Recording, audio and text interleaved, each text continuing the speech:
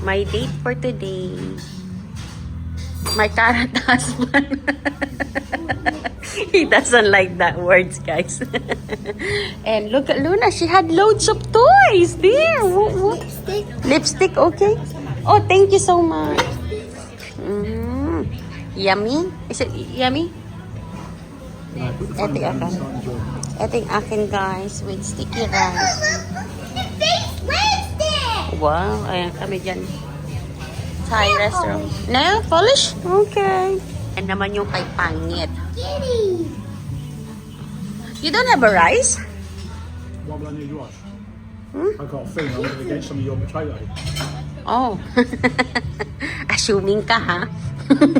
Hindi siya order ng rice niya. Kukunin niya pala yung He akin. knows me very well after 20 years.